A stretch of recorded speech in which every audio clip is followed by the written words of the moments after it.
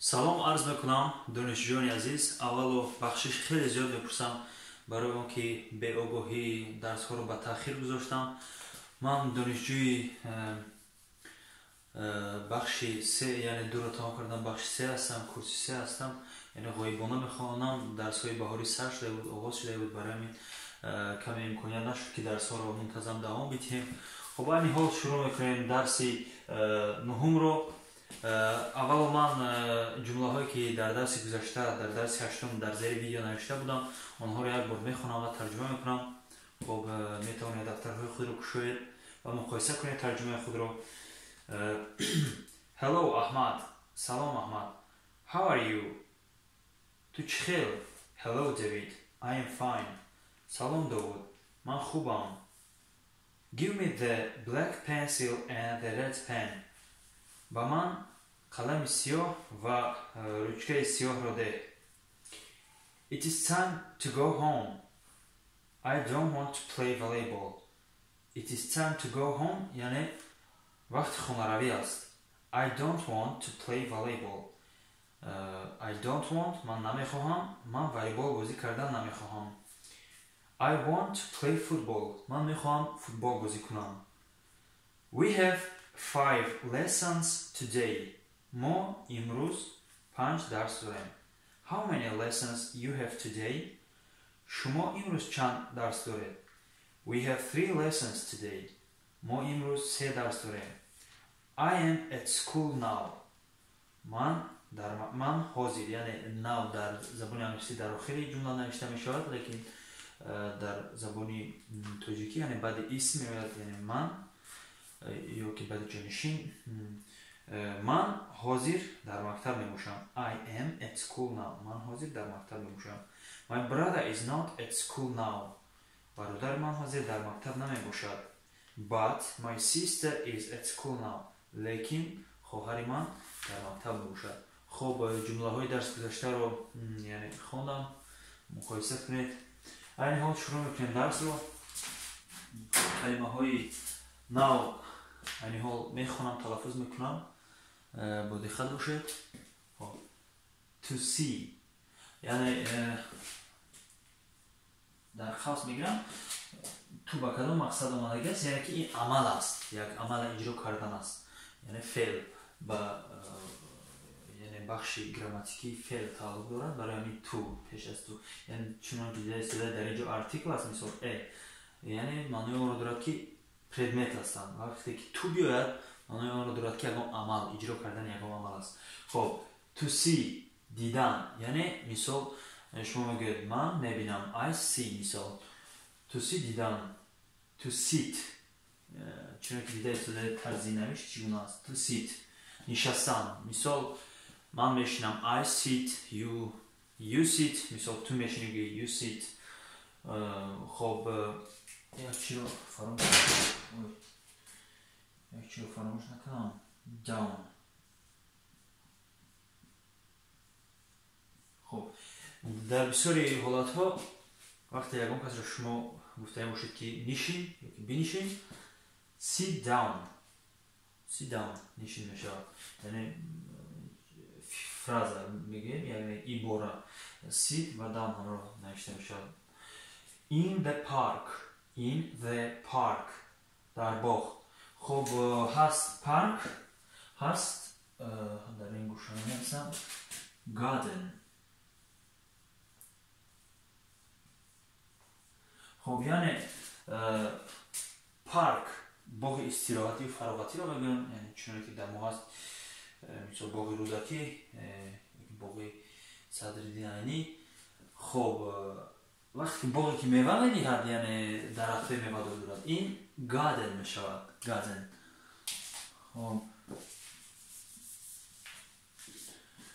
In the park дар боғ, a tree дарахт, an apple tree яъне tree ки дарахт аст, ибораро диққат диҳед. An apple tree, ин артикл мебошад, тарҷима накунем. Apple tree дарахти себ, apple себ, tree дарахт себ. A bench харак. хоб мефаҳмонам ин чӣ намуд, яъне чӣ намуд мизи нишаст, курсии нишаст аст. خب کورسیه که بسیارتر در باغ‌ها ما می‌بینیم. یعنی رسمش رو میکشم.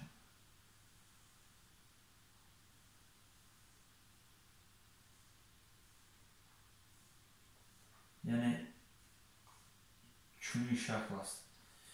کورسیه که مثال خب برای مثال درخت هم میکشیم. مثال نمیدونم منان شد با درخت. یعنی کورسیه که دراز است، یک چند نفر میتوانند بشینند. با انگلیسی بنچ میشود. خب توضیح میکنم. A chair کرسی، یعنی کرسی عادی یا که نشسته چای می نوشیم، کرسی درسی مثال ویم هم خطا نکنیم. chair کرسی. A bus اتوبوس. street کوچه. avenue خیابان.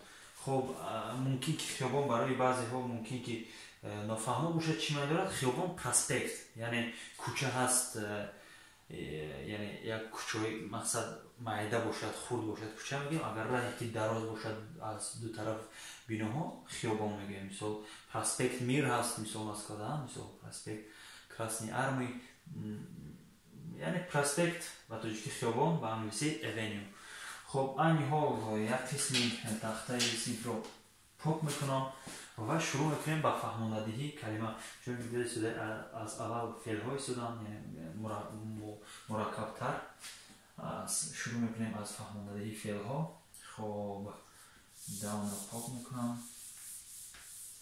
میزی نشست خب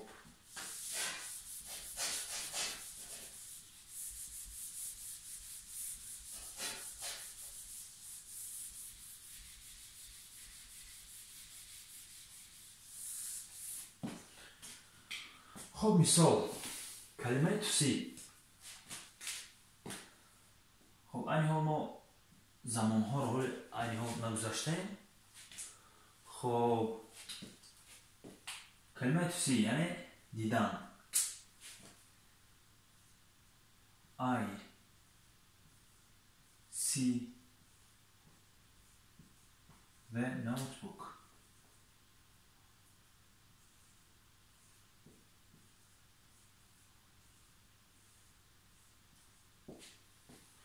خب نوتبوک دفتر.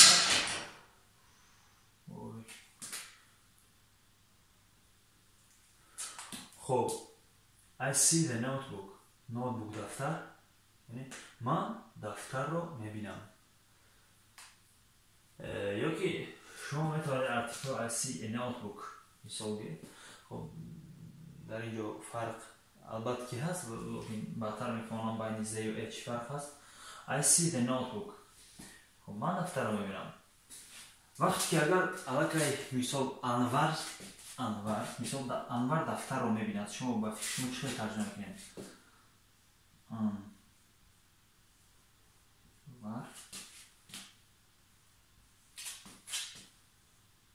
sees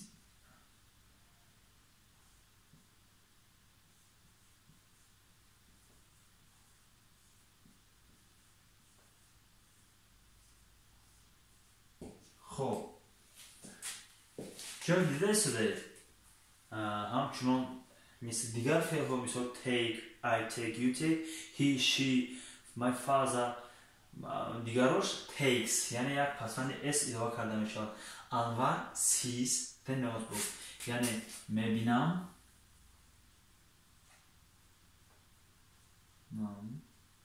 sees میبیند.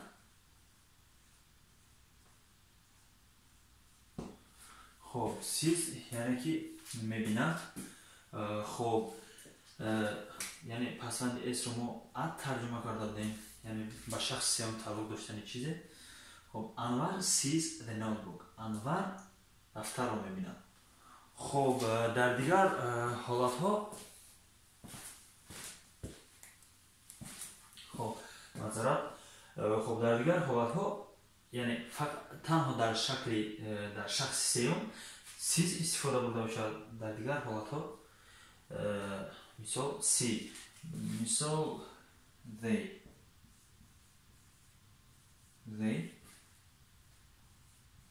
see a tree. خب they چه فهمم یعنی کلمه اسم یعنی حرف اس وقتی که در پسی فعل ایلووا کرده شود ترجمهش به توجه آدم یعنی و شخص سیون طلا داشتن.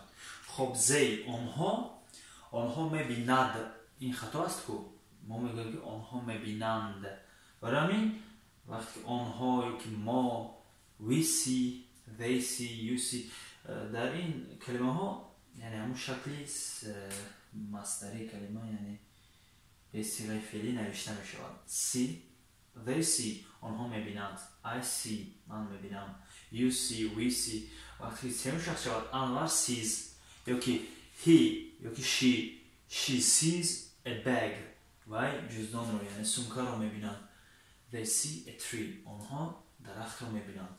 خب کلمه see باید دارم فهمه است چون هر وقت اگر سوالی باشد میتونید در کامنتاری ها بنویسید.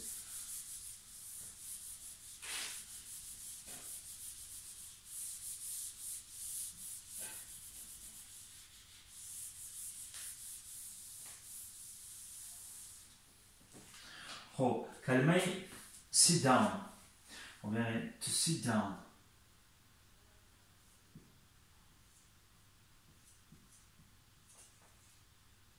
احمد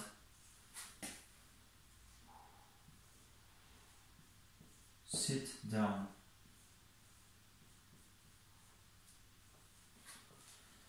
خب احمد sit down خب این چه بگم عادتا وقتی که یعنی در فرهنگ انگلیسی در فرهنگ امریکایی وقتی که شما از کسی چیزی درخواست میکنید حتما کلمه please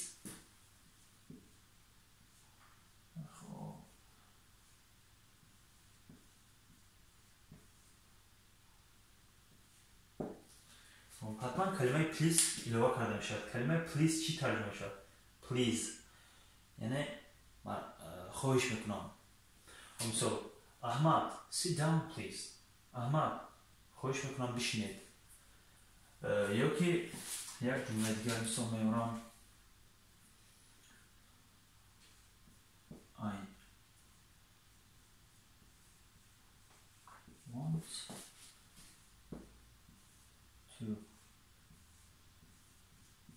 sit down.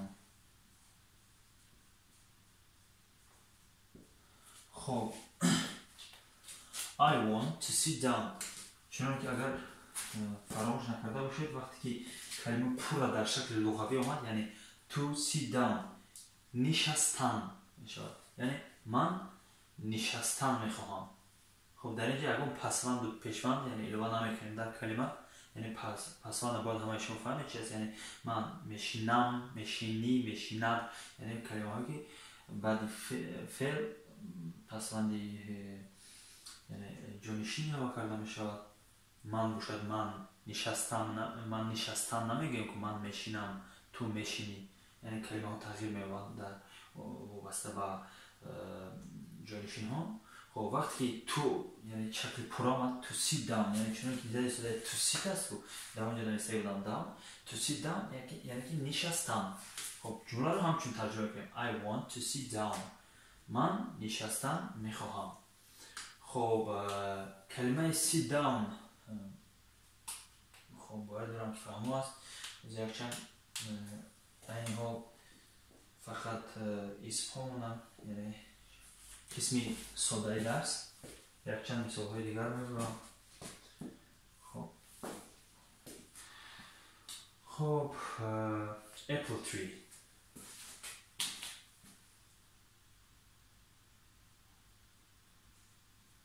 I see the apple I see the apple tree in I see the apple tree in the park.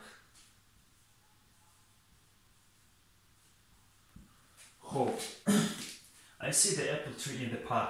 خب اصلا یعنی عادتا بگیریم در پارک، یعنی در باغ فراغتی ما درخت سیب رو نمیبینیم.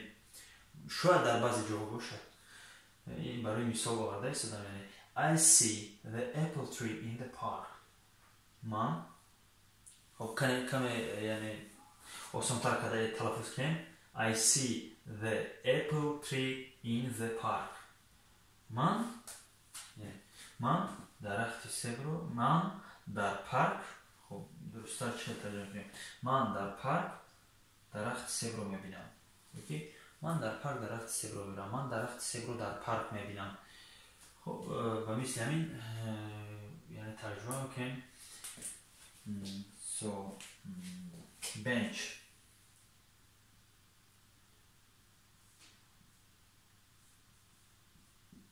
This is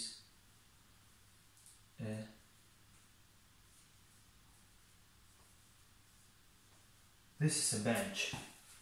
یعنی این خراب می باشد.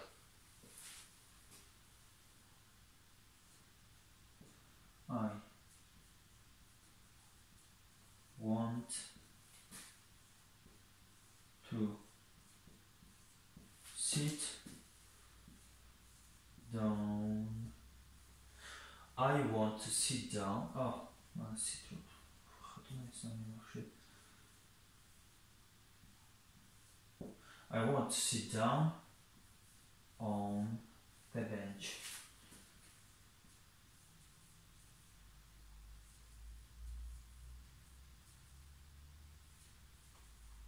یعنی خب من میخواهم در خرک نشینم. من میخوام در خرک بنشینم. یا که با ما یعنی فرم و با قانونی گذاشته گیریم با تو، یعنی کلمه تو sit down نشستن. من در خرک نشستن میخواهم. خب آن شاید کلمه کمی بگونه تو دارش ما آن کلمه این یعنی این در ما در زبان ترکی تنها یک در داریم. مثلا ما میگیم که در کتاب نوشته شده است یا که در سال 2019 یا که من در کرسی نشستن میخواهم، من در باغ میباشم. ما یک در داریم. در زبان انگلیسی نه تنها یک در است بلکه یک چند در است. یعنی این در داخل چیزی بودن رو در نظر دارد، آن در طوری. یعنی مقصد شما هیچ وقت در درون خرک نشسته نمیتونید. وقتی یک جو شیشتن باشد آن I sit on the bench. من در خرک می نشینم، یعنی در طوری در نظر دارد. یعنی با تاجیکی میتونید فقط در ترجمه کنید. خب خطا نمیتونید. I want to sit down on the bench. من در خرک نشستن میخواهم. خب این جمله ها رو حاضر میکنم. یا که شما میتونید کلمه بنچ رو با کلمه چایر عوض کنید. چایر. خب یعنی با بعضی تلفظ ها چیر میگوین، با بعضی ها چایر. خب درست‌تر چایر. خب I want to sit down on the chair. من در کرسی نشستن میخواهم. خب یک چند کلمه های دیگر مثال میبرم برای که چگونه کلمه بس، استریت و اونیو رو استفاده بریم. خب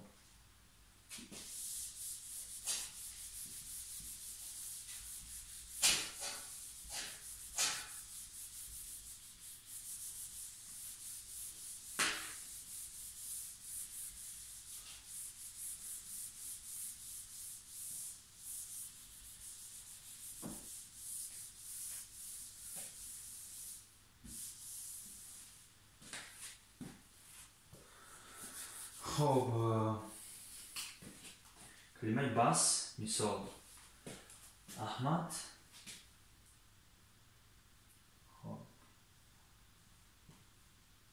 sees a red bus.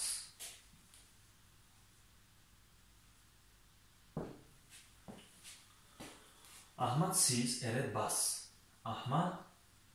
автобуси сурхро мебинад.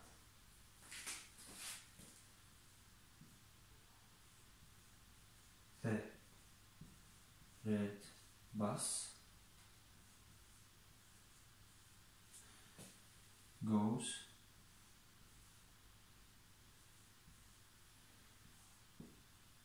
to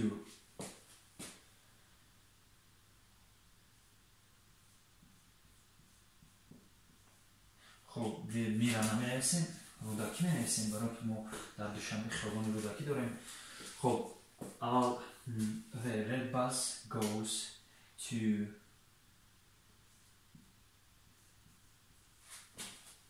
خب to رودکی avenue.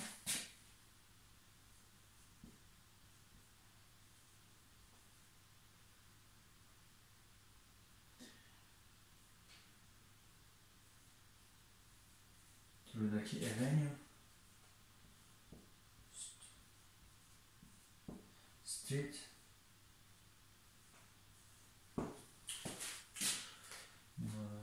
حتی در این ندارم شاید کوچه یعنی خیابان رودکی کوچه 120 شاید نباشد. خب 80 در یادم است. The red bus goes to رودکی avenue street 120 یعنی احمد اتوبوس سرخ رو میبیند.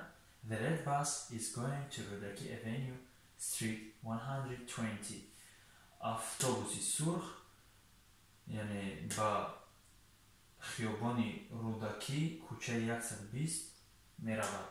خب در اینجا سوال پیدا میشد برای چی در اول کلمه ارتیکل استفاده برده میشود در دوم ز. خب برای هر کسی که مقصد گراماتیک را فهمیدن میخواد میتونه گوش اندازه. برای هر کسی که دخل ندارد مهم گازدن باشد میتونید گذارونید کمی شاید 1 دقیقه ویدیو رو. خب کلمه ای رو هنگام استفاده میبریم که یعنی ما یک چیز رو باری اول پیشنهاد یعنی گفته استفاده.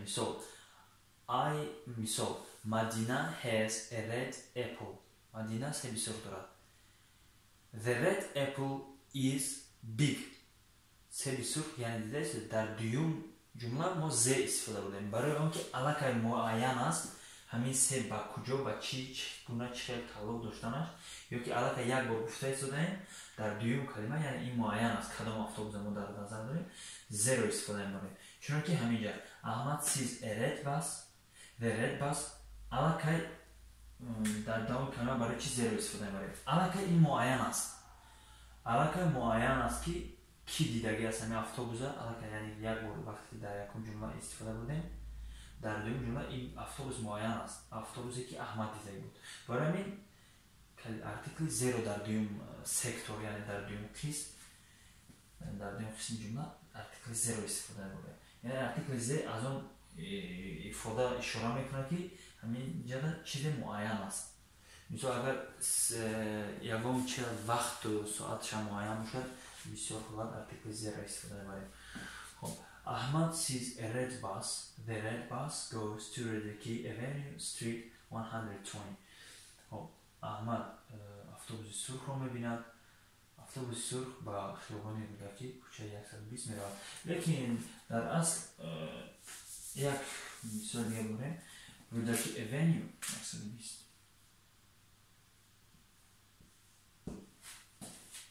خب برای که در بسیاری حالات چنین نوشته میشه یعنی خیابان ها تنها رقم دارن. مثال خیابان رودکی 150 120 80 یعنی همون بیناهایی که هست رقم بیناها یعنی خیابان راهی در روی دو پهلو داشته یعنی کوچه‌ای که کلانتر و درازتر از دو طرف بینا دارن. مثال یا شاید از یک طرف باشه بعضی جاها. خب یعنی هر بینایی که رقم خود را دارد به همون وابسته به همون خیابان در رقمش میگیرم. مثلا من در خیابان رودکی 80 زندگی میکنم. I live in رودکی avenue 80. خب با استریت چگونه Misalına göreyim.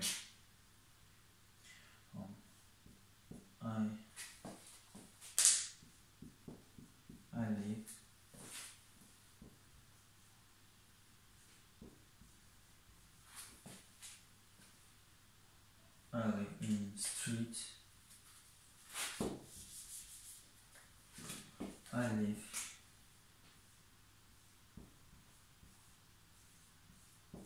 I live in street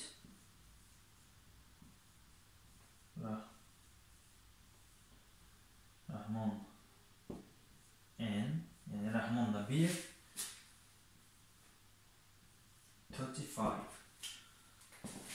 I live in خب مشکل article نمیدونم. خب I live in the street Rahman da bir 35 یعنی 39 زبانی و 35 یعنی من در کوچه رحمان نبی 35 زندگی میکنم. خب کلمه هایی که به درس امروزه تعلق داشتن همه‌اش رو فهماندهی کردیم. یعنی سوال ها اوید به درس باشد میتونید در کامنتاری ویدیو نویسید. یک بار دیگر بخشش میپرسم از همه شما که به آگاهی به تاخیر گذاشتن درس رو و مدت خیلی زیاد قریب یک ماه شاید زیادتر نتونستیم درس ها رو برای بمانیم بخشش زیاد. خب درس ها از همین روز عبارت باز همچون عادتا رفتن میگیرم. خب این حال برای یک خبر وعده نمیدهم ولی شاید امکانیت برای در دانشگاه های خارج یعنی در دانشگاه روسیه داخل کردن دانشجویان بالاقت امکانیت شود. اگر ما این حال همین مسئله رو دیده ایستادیم اگر امکانیت شود برای صحبت کردن با کلانهای دانشگاه ما به شما معلومات بیشتر خواهیم داد. یعنی در درس‌های من صحبت میکنم با آدمایی که وابسته هستن در دانشگاه برای دانشجویان خارج قبول کردن. خب ولی پیشه گفته میمونم که شرط یعنی مهم دانستن زبان روسی خواهد بود ولی کسانی که روسی رو خوب نمیدونن یک خواهش زیاد دارن اونها هم یعنی امکانیت دارن برای داخل شدن در دانشگاه خارجی یعنی در دانشگاه های روسیه. برای این معلومات بیشتر رو خواهیم رساند در ویدیوهای نوبتی در درس نوبتی. خب از همه شما خواهش میکنم ویدیو رو به اصطلاح گیم پدیلیت کنید به دیگران هم فرستونید و حتما اگر در کانال پادپیسات نکرده باشید پادپیسات کنید برای درس های آینده رو یعنی از اعتبار نظر دور نمونند.